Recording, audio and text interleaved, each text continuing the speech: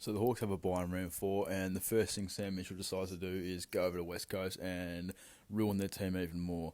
Reportedly, he has met with Harley Reid and Oscar Allen, and yeah, this man wastes no time. He's serious about business. He wants that coach, the best coach of all time, honour. Like he seriously wastes no time.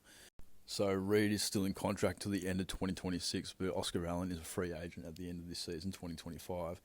And it's going to be interesting because with the leverage of Hawthorn's first round pick coming from Carlton, which is looking to be top 10, they could just use that as leverage to get whichever player they want, really. I'm not sure if Harley can opt out of his contract and get traded early, but if he can, that first round pick, which is most likely going to be top 10 the way Carlton are going, is going to be very dangerous for Hawthorn and the rest of the league.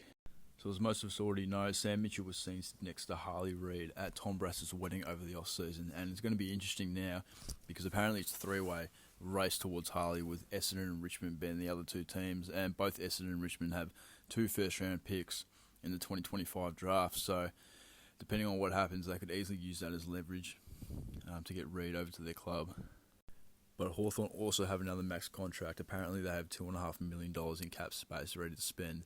The start of last season they had 2, and they paid Josh Battle either $850 or $900,000 a season to get him over the Hawks. So it's going to be interesting to see if Hawthorn can get Reid over a year earlier from his contract and pay him the max, or can Richmond or Essendon get the job done? Because he's also close mates with Nate Caddy from Essendon and Nick Watson from Hawthorn. So presumably he's probably most likely going to come to the Hawks, or he probably wants to come to the Hawks more than the other two sides. But if he ends up at Richmond on a max deal, I would not be surprised, because that would make a lot of sense for Richmond. It would arguably make them probably the perfect start to a rebuild ever in sports history.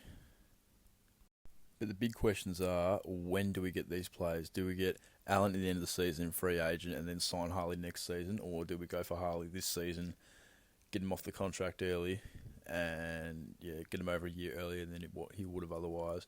Or do we get both players in one off season? Look, no one's going to know until the end of the season, but it's going to be interesting because both players seem pretty checked out at the moment, not playing their best footy or their standard level of footy. So, yeah, it's going to be very interesting and very exciting to see what happens in the next 6 to 12